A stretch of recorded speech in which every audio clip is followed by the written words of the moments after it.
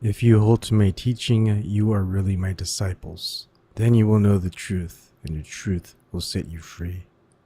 Jesus. Hi, everyone. Yeah, it's weird doing a live stream at 1 p.m.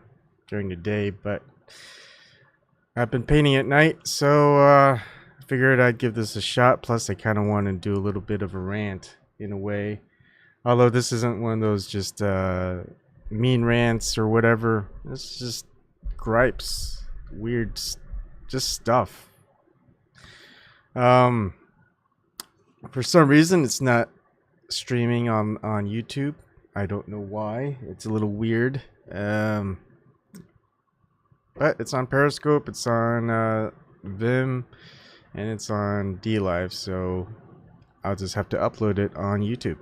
I don't know what's up with YouTube. YouTube is weird. And if there's certain spots where I just kind of interrupt, it's because the camera is blurry. So I just need to readjust it so you can see me. So if you see me like brandishing a knife, it has no meaning other than just trying to get the camera to refocus on me.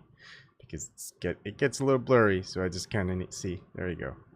It refocuses just for a bit. I don't know why. I think it's the dark background. Just doesn't know where to focus. All right, now let's get to the topic. So I've been listening. So I do a lot of research kind of when I do my day-to-day things, and it just kills me when I'm listening to some people who, you know, they lecture or preach or whatever what the truth is, and you know what, no one really knows what the truth is. That's why we're all searching.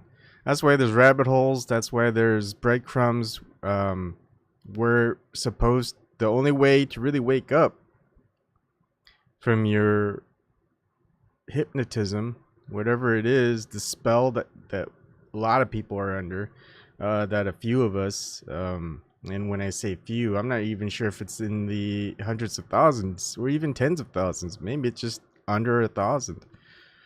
Maybe there will be more. Who knows? But the way that we wake up fully is to just keep researching on our own. And to find out the truth is to keep looking. Once you believe in something, whatever it is, whatever control system it is that they want you to stop at and go, hey, this person who's preaching, this person who's talking, this person who's commentating, this person who, whatever.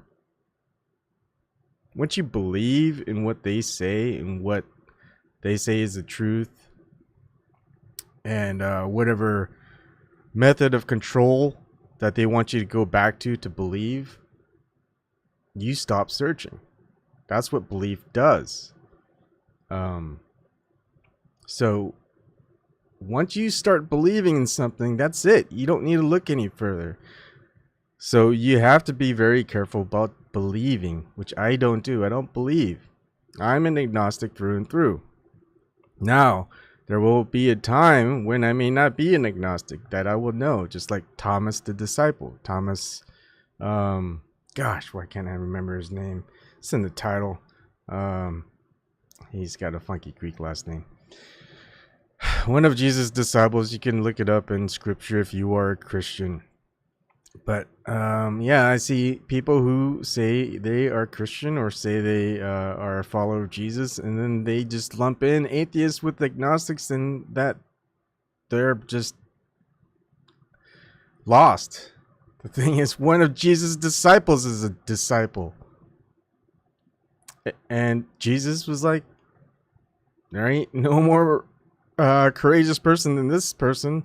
Because look, someone who doesn't believe that, or didn't believe that Jesus was God or whatever, and followed him through whatever trials, and whether death was out there and they didn't know for sure what was going to happen after, and they still followed this person, that's bravery. That's more courage than anyone who believes. And eventually, yeah, did witness Jesus and cried out, my Lord, my God. type of thing. I'm not there yet. Maybe I will be. But you know what? Once you start believing in something and then you stop searching, that's it. You're going back to being controlled, and you won't be able to find out the truth. And the only way that you'll be set free, as Jesus said, is to find the truth. The truth shall set you free. And it's interesting that there's 12 disciples, 12 astrological zodiacs, ages, whatever. And I don't know, there are certain things where I just want to kind of give my thoughts. It's just thoughts. It's just opinions. It's just, but I kind of refrain sometimes, and sometimes if I'm in the mood, I'll probably go ahead and talk about it. Another gripe I've got is when people talk about ayahuasca and they've never tried ayahuasca. And they're saying, oh, if you try ayahuasca, you're just meeting these entities that are demons and whatever. You've never even tried it, and you're telling us what you believe is the truth. You don't even have the courage to try it, and you're saying, this is. When you do this, this is. I mean, it's pretty bad. I think, so... it's 2 videos that I watched. One is a documentary that I just watched recently. Some of the points were okay, and I always noticed that the subscriber counts are really high. And where at the end, they just start pointing people over to another control system, the current religious control system. And that's not good. I'm trying to hold on here. I'm just trying to find it. What was it? It's a documentary called, give me a second here, Ethereal, the Battle for Heaven, Earth, Biblical Cosmology. So side is called The Truth is Stranger Than Fiction. Not Stranger Than Fiction. It's The Truth is Stranger Than Fiction. But listen, when there's all these pieces of puzzles to solve, but if you're already in the mode that you know because just one text and your interpretation of that text and the research that you just disagree with, some points are good. I mean, some of it you can understand that this person has a thought mode, but it's a thought mode of denial. And then you've got the main comment out there being True Stream Media, another. I would say they've got some good points out there, some good research, but then they'll bring you back out to, hey, you gotta fear what's coming. The end is nigh. Go back to this control system. No, don't go back to any control system. You're just gonna be under the spell again, the hypnosis. You're never gonna be free until you keep going to find the truth. And I think Jesus' 12 disciples, they were chosen by Jesus, as they chose Jesus. It was a mutual thing. They needed trust, and the only thing you can trust in is the truth. And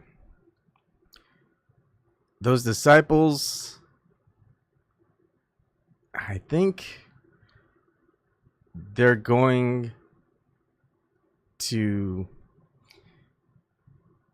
be resurrected in the same way Jesus was. And for each age, someone who just sees themselves as that disciple are going to have to choose to make a decision. That decision is going to be in the same way as following Jesus. It's maybe Jesus is, it's when he comes again, if he does, maybe there's always been a Jesus in every age. We don't know. We'll find out soon enough. but once we believe, we won't find out at all because we'll stop looking. And I think it's great that there's a lot of signs out there, all these symbology, all these hand signs that a lot of celebrities do, politicians do, that they send out to each other, because it gets people curious. It gets people to just really think and question. Is like, why are they doing this? Is this just a fashion thing? Why do they always have that, you know, okay sign over their eye? And so it's good, because the mystery is there for people, and humans are curious. A lot of animals are. And one of the things you have to think about, in my curiosity, whether it's religious based or Darwin's evolutionary based, whatever that you believe in, have you noticed that there are no new species out there? There's none being created by God. There's no new species being evolved into. Someone will say, hey, look, new species. No, it's just a new species that got discovered. It's not a new species that's just been evolved. We've never seen a new species being evolved. We'll see genetic, whatever you call it, just genetic mutations, but they don't become a new species. We've never witnessed that in however many years, centuries, decades. And I've been thinking, you know, there's really not a lot of diverse genuses, not species. I mean, there's just a variation of genuses, but just there's not a lot of animals. I mean, just think of fishing in fresh water, in North America, and just thousands of miles, right? 3,000 to 4,000, at least 3,000 miles across. There's probably more.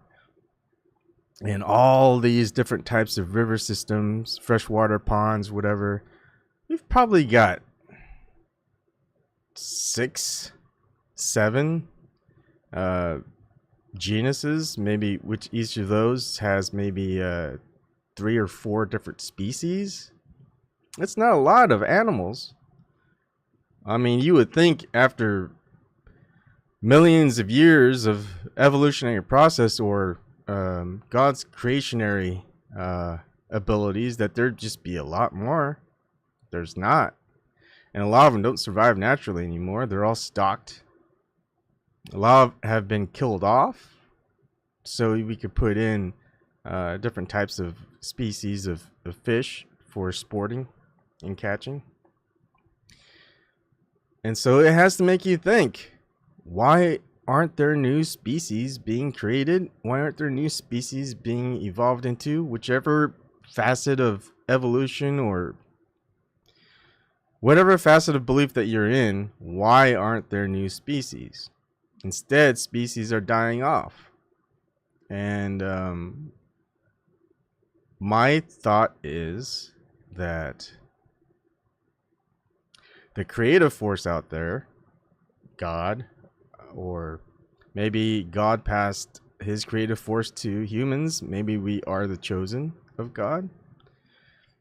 And we can create. We can create life. We just choose not to. We create artificial life that doesn't have consciousness, I guess. That won't. Who knows? And of course, I don't know. I don't know. I think no one else out there knows, and there's someone out there who thinks they knows. I'll call them out on it, and go, no, you don't know. You're guessing at best, or you believe, and if you believe, you just stop searching for deeper truth. And some experiences they won't even go down to. They won't go and take ayahuasca. They won't meet Mother for the first time. Feel the same experience everyone who takes ayahuasca experiences. Mother is there. She teaches you a lesson. She breaks down the basics. She shows you the signs. She shows you who you are. And you experience the burden, the pain that she bears, the burden that the sun and Jesus was one of them, that their sacrifice, what they have to bear for all of humanity. Humanity was fucked. Humanity is fucked. But humanity was really fucked. Every age, it seems, humanity is fucked. But someone comes and saves the day. And it gets harder and harder. And I think when I see social media, and social media's entire purpose is to show how bad people are, how much humanity sucks. But there are always a handful of humanity that are showing up within these social media systems and brings a little bit of hope to humanity. And sometimes that's enough. That's enough for some people to keep going. And I think that's why Jesus is the highest standard. Because it didn't matter.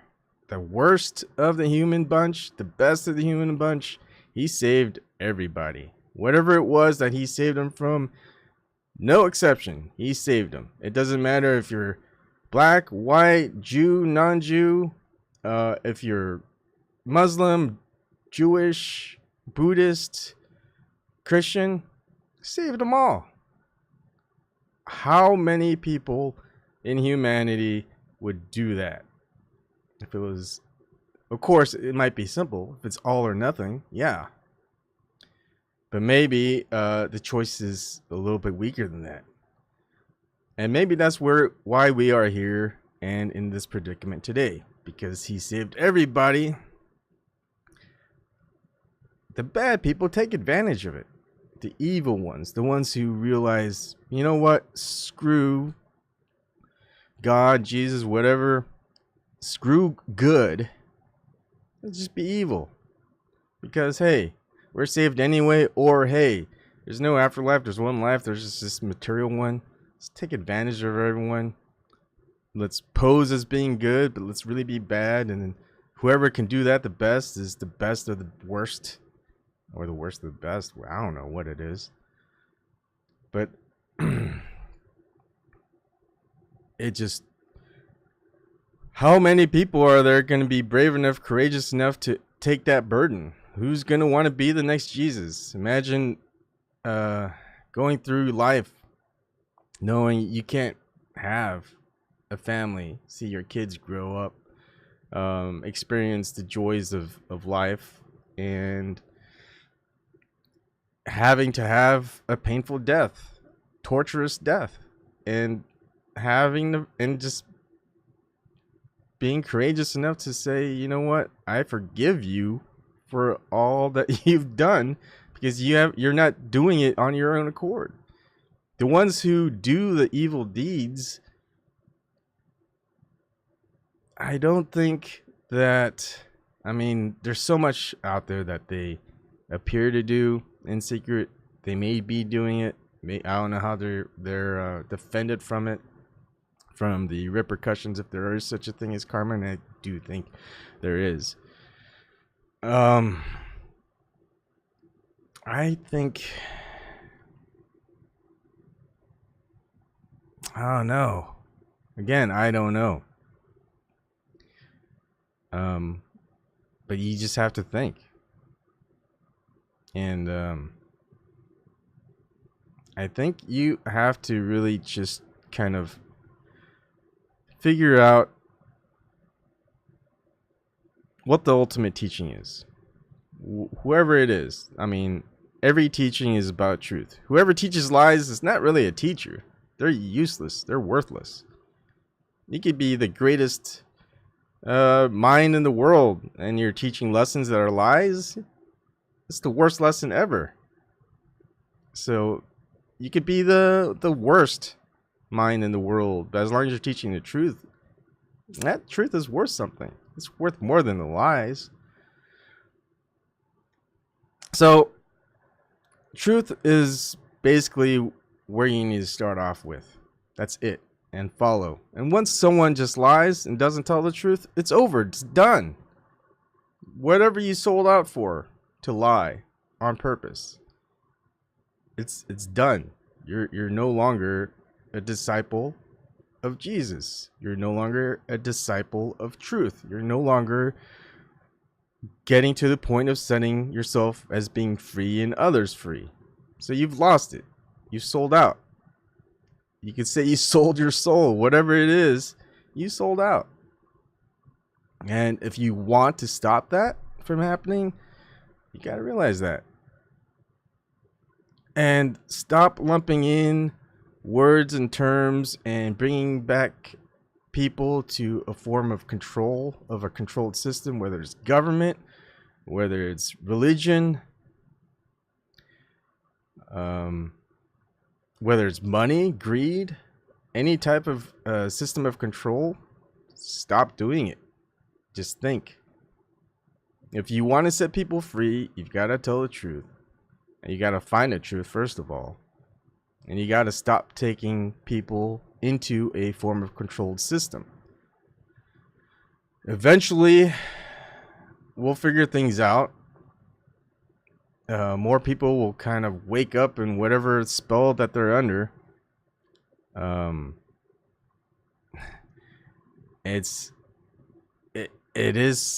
feel pessimistic sometimes. I feel like I've lost hope in humanity.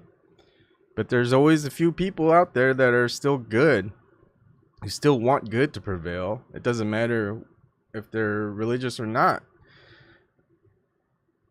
They're wrong about a lot of things, and they see a lot of people who are either touting the truth as just, I don't know, evil.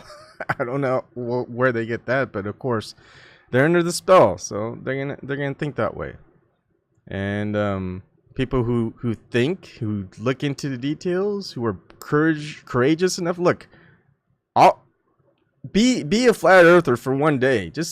Even if you don't believe it, just be a flat earther for one day. Tell people, hey, I'm a flat earther. You will never ever want to be a flat earther for one day because of what people will think about you, how people will perceive you. But actually state that you really actually think the earth is flat. For me, I think it is not a globe. I don't know for sure if it's flat, but I do know that the ones touting that the earth is a globe are liars, are lying, are faking data, are faking the results. And it's easy to see. All you have to do is just watch that video, PBS. Genius by Stephen Hawking. Episode 6. The timestamps are in my other videos. 3 birds. They didn't think about, hey, 3 birds flying across. Someone might notice it, even though it's maybe a second or 2 seconds long. The helicopter is edited in some way, even though everything else in that scene is exactly the same. And it's like, why would they do that? Why would they fake it? Though people will assume that I'm faking it, and of course, these people who think I fake it or I'm a shill or whatever it is, they have like 1 or 2 subscribers. They have no videos. Maybe they have 1 or 2 videos, but they don't show themselves. You don't see who they are. I don't know whether it's AI or some just paid trolls or just trolls who've got nothing better to do, which of course gives you a pessimistic view of humanity. And I don't want to think that. But of course, there's a lot. But I think we're coming to a time, and it's weird. We are in a weird age. I don't know how it got this way. It just is. I don't know. I don't know how. Like, because I know a lot of people have been in the same boat as me for years before I even woke up. And I woke up quick. Relatively being okay, I woke up a little bit around 2016. Then I realized, hey, some things are a little bit more messed up than I thought, not just politically. And that was in 2017. And then mid 2018, I was like, hell, the ideological group that I thought were good, they're fucking flakes, sellouts, and not for anything good, for like crumbs. And it's like, crap, I don't want to be associated with these people, and they don't want to be associated with me because now I'm a flat earther. I speak the truth. I keep looking into all these things that they won't ever look into. Instead, they'll be like, hey, let's get this person in office. They'll fix everything. So yeah, that's where it's at. I kept going. They stayed and go, and they're doing the same thing. It's like madness. To me, it's madness. They think I'm mad. Crazy. I think it's crazy when they just do the same thing, expect the same result. It's like, are you kidding me? 2016, 2018, 2020, 2022, 2024, and be like, all we have to do is get this person in office. We'll be set. Government will be great. Knowing that government for all this time has been the cause of all our troubles, has been the cause of wars throughout our lifetimes and their parents' lifetimes, and it's going to be the same problems with their children's lifetimes. And the reason why is because they give up their control. They give up their freedom to someone else to control their freedom for them. And for what? Nothing, really. It just kills me because good people, are taken advantage of, and the bad people just don't really get anything out of it, really. I mean, they're screwed with their materialism. You don't get as much as you want unless you go down the bad path and you pick a side that you don't want to be in. They'll give you what you want, except you'll have to give them what they want, and what they want is going to be a lot worse than what you want, because they're going to take everything from you for you to get just what you think you need.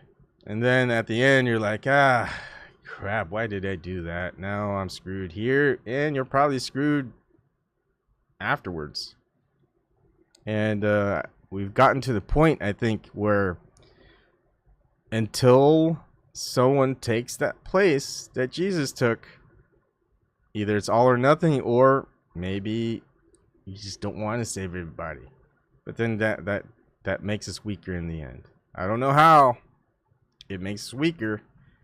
It supposedly does. I mean, life, the creative essence, if that's a part of us, and those who turn away from that, give their creative force to someone else, to something else, they vibrate away. That's my experience in ayahuasca.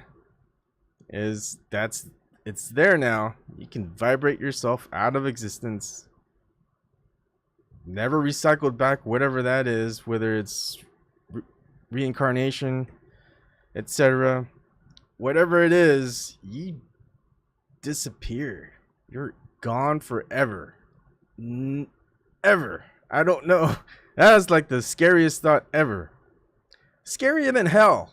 I mean, at least if you're in hell, you're still there consciously. Your soul is still there. It's imprisoned.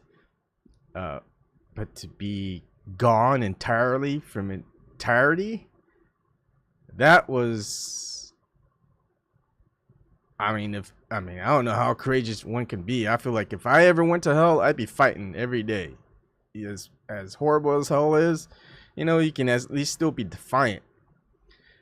Because I figured, you're going to get used to the pain. And that pain just drives you nuts. And that, I don't think the spiritual form or whatever soul that you want to call it, I don't think that can experience craziness.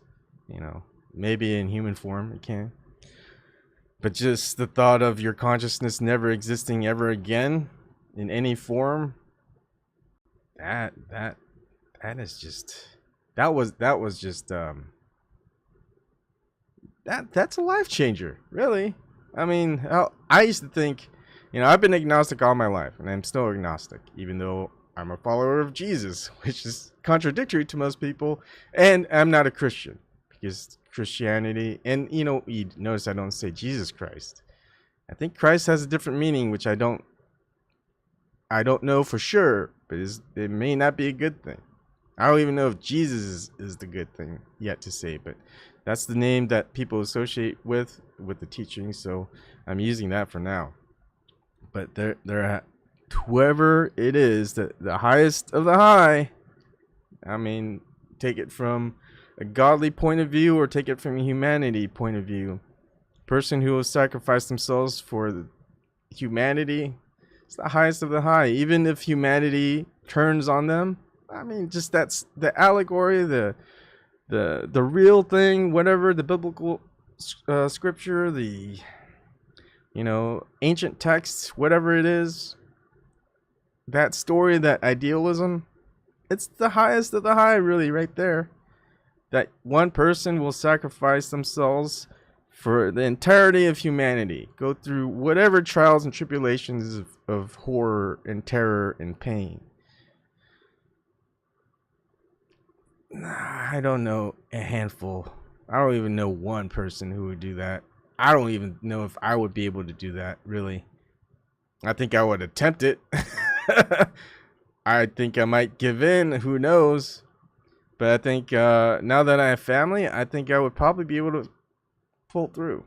And I think that's why I think Jesus had a family. I think Jesus was married and had children. And because really, or unless we're all his children, of course, there's that. Whatever way you want to think about it, there has to be a reason to keep going, to sacrifice. And once we lose that reason, once everyone just kind of turns away, it's just all death, all decay, all just nothingness. And I don't know. It's just everywhere that I see just a lot of things to gripe about. Richie from Boston is another one. Truther community, he's like, how could they have children when they know what's coming? I mean, this guy has like false predictions everywhere. It's fearmonger. He just tells people, be scared. The end is nigh. And here's the end. Oh, I was wrong. Here's the end. Oh, wait, this is how the end is going to happen. Wrong again. He says, hey, don't have children. How could you have children when you know what's coming? When he doesn't even know what's coming. He's wrong all the time. But look, when you don't have children, then the end is coming. Fucking idiot. So that's what kills me. Pessimistic. That makes me pessimistic. But there's hope. There's always hope. There's good people out there still. There's bad people out there who can still do good, and I think it will make up for it, because at the end, there has to be someone there to care enough for you in your death where they will keep you from vibrating away into nothingness. And I think that's just the natural order of things. I don't know. I think maybe it's a belief, but it's not a belief. It's a thinking. It's a thought process. The experience of ayahuasca helped. Like I said, I was agnostic all my life. Taking ayahuasca, I understood things that are out there that aren't visible in this material realm. Kind of know who I know who I am. I know who I can be, if I choose to be, which is a weird thing, because I don't know how to do it yet. I don't know when it will happen. I just know. I just know. It's a weird thing, and that's why I'm not afraid. I'm not afraid. I don't know how many people are out there that aren't afraid, but I do know a lot of people who are. And a lot of these people who are afraid won't do certain things, like exactly take ayahuasca. What? You're afraid that God won't protect you? Take ayahuasca. Experience what Mother Earth is experiencing. She's going to tell you who you are, because you're not going to remember. And all these plants, all these things that grow on Earth. It's a way to communicate back with Earth, with Mother, with Father. What, you know, that's why they're there. Whether you, if you are religious, if you are Christian or whatever, you know, we're all connected by God. How are you going to communicate with God? God's created everything. So if you can't communicate with him directly, because I don't think your prayers are working, how about the plants that are sacred?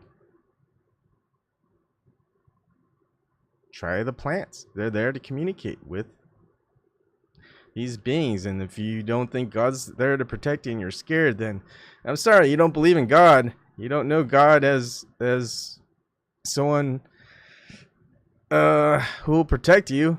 I mean that's the whole purpose, right? God will protect you, your soul. Well, if you don't think God will do that and you're afraid, well, you don't believe enough. And it's not about belief, it's really about knowing. If you know, you will not fear. It's as simple as that. If you're still scared, if you're still afraid, I'm sorry, you've got quite a ways to go. You've got a long way to go. And this is coming from an agnostic. Of course, one of Jesus' disciples was agnostic. Interesting, huh? Maddie Leeds, good stuff that you provide. But really, you go on your rants, I'm telling you, it's got to ease up on what you don't know. And don't go there. Same thing, whoever is stranger, the truth is stranger than fiction. You're not going to try ayahuasca. Why? Because you're afraid. You're afraid to meet demons, maybe? If you think the entities are demons? Well, I'm telling you, if you are one of God's creatures, you're going to confront the demons and you're going to have to fight them. Or what's the purpose of having God on your side? So yeah, meet the demons, talk to them, you're going to confront them. Maybe you have to fight them, right? But if you're too scared to do that, what good are you? What's the whole purpose of being here? So, yeah, cowards. Prove me wrong. Don't be a coward. Try ayahuasca. Try something to communicate with the earth, I guess. Mother Earth. Just think of it as all the food that we're eating has been processed and continually being processed. And so we're losing that essence that connects us to Earth or Mother Earth. And also Father. You get Father Sky, Father Sea, whatever it is. The male entity aspect that protects us. The mother provides and protects us when we're young. When we're old, you know, we protect mother. We protect the nurturers. We protect the birthing process. It's just a cycle of things. That's why we have families. That's why we have two genders. We have to get along with each type of aspect. And we have to understand the nurturing aspect and the protection aspect, because we can't do both. One person, one gender, we can't be both. We're not supposed to, because it just teaches us the wrong things, I guess. I don't know. I mean, hell, if evolution or God wanted us to be transgender, we would have been there by now, right? We would have been there through natural selection, a natural process, or a natural, magical, godly process. But it's not going that way. It's all through chemical, not artificial processes. And so we're heading into creating things in a non-conscious way as humans. And that's not a good way to go. It's not a good way to go. That's a way to surely give up our control of what we're capable of doing. My thoughts from my ayahuasca experience and just thinking through now is that We're here in our material form, in our bodily form. We're here to protect Mother Earth because we are from her. We have been created by her originally. We've been changed, whatever it is, aliens, demons, whatever it is, we've changed in some way, humans. But we keep coming back because that essence is still there. We're still there. Deep within us, we're still part of the earth. And that's why we can communicate with her still. If we couldn't, she would just say, die off. But you know what? We're here to keep coming back to protect her. But we forget who we are when we come back. The whole childbirth process, all that jazz. We got to figure out things. I mean, look, I'm 40, and I'm figuring these things out now. It's never too late. I always say it's never too late. I tell my kids, never too late. Never, never, ever too late. And so what we have to remember is we got to come back, and we're here to help her. We're here to protect her. Isn't that what males are supposed to do? Protect the females? That's what we're supposed to do. We're supposed to protect the females. We're supposed to protect Earth. We're the protectors. We're the guardians. The women are the nurturers. We can't protect without being nurtured. Look, there's a cycle of life. It's there. That's why we have families. We can't exist without families. And that family dynamic is dying. Government is trying to take that over. Forms of religion are trying to take that over too. Any control system, they're trying to take away the family dynamic. That's one of the good things about religion, is that they hold to the family dynamic, and I hope that holds true. But we don't see that happening very well. Even married couples, they don't rear their child very well. A lot of people are getting divorced. What is it, 50, 55, 60% of marriages end in divorce? And it's not, that's fine, as long as you still take care of your family. But that doesn't happen very well.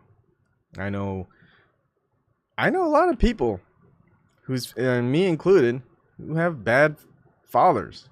Fathers don't care anymore. I don't know why. Hold on. Here's my knife. I gotta refocus. This is taking longer than I thought. It's been 45 minutes. Maybe I'll go another 15 minutes of ranting. But yeah. I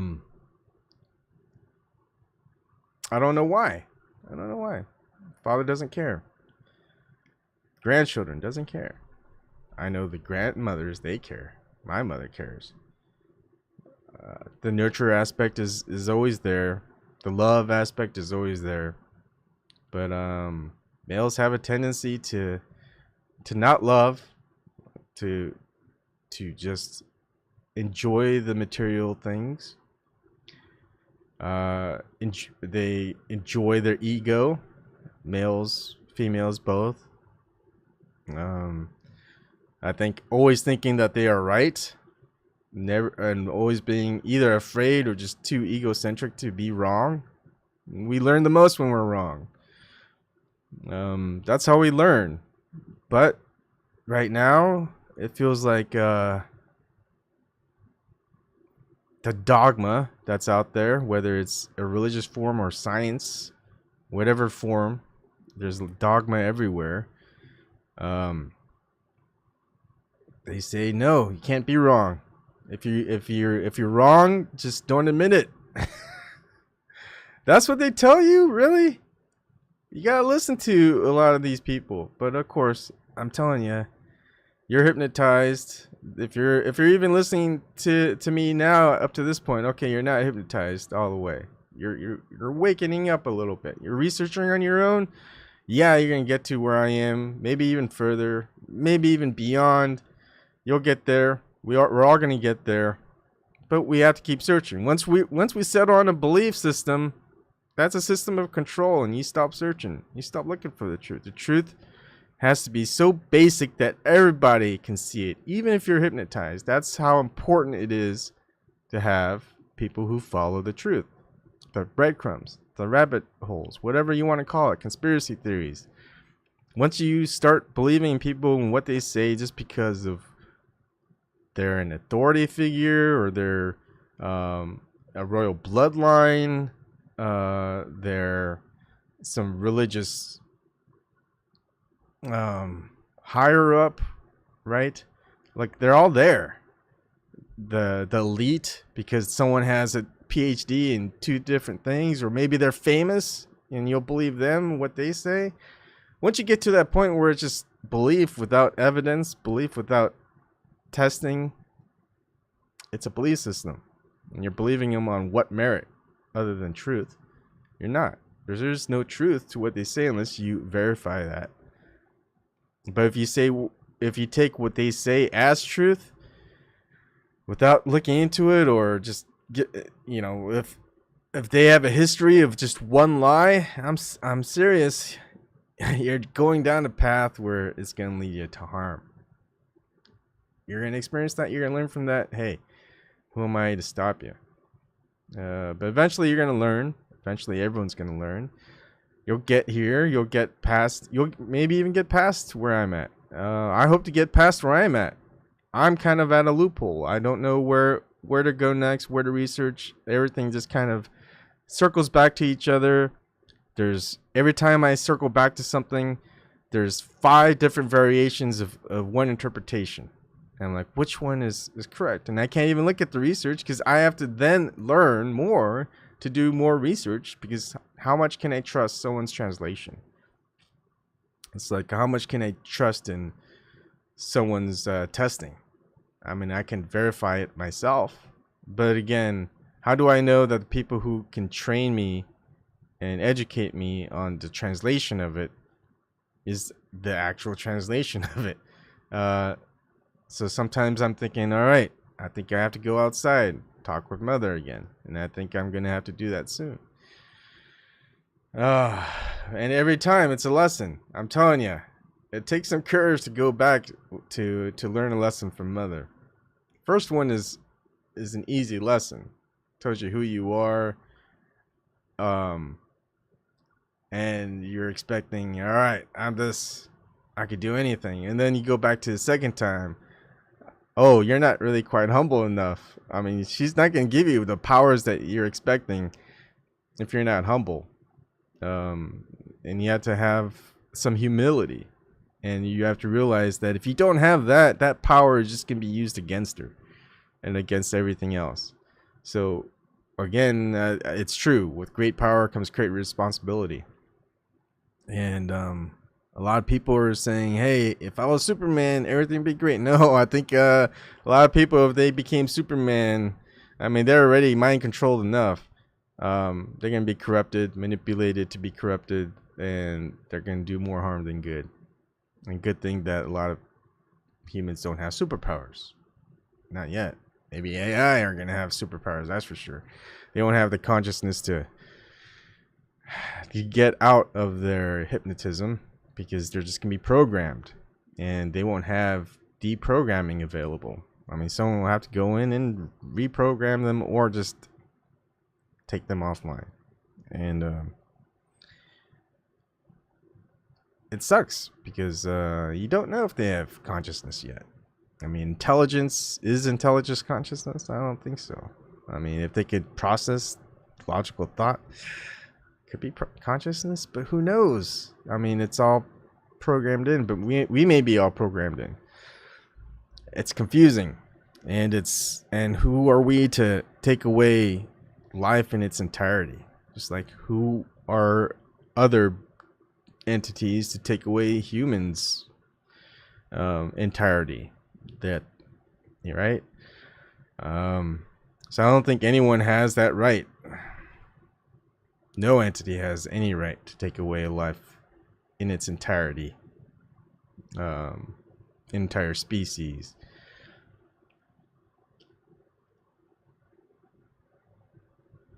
I don't know where else to go. That was kind of my rant. I'm kind of done with this. Anyways, I'm just gonna say what I want to say. Sorry if you don't like it. If you don't like it, well, fuck you. But I love you too, because we're all in this together till the end. And well, some of us may not make it to the end, but I can't do anything about that, really. You screw yourself too much, you're screwed. That's about it. This is at least a warning call.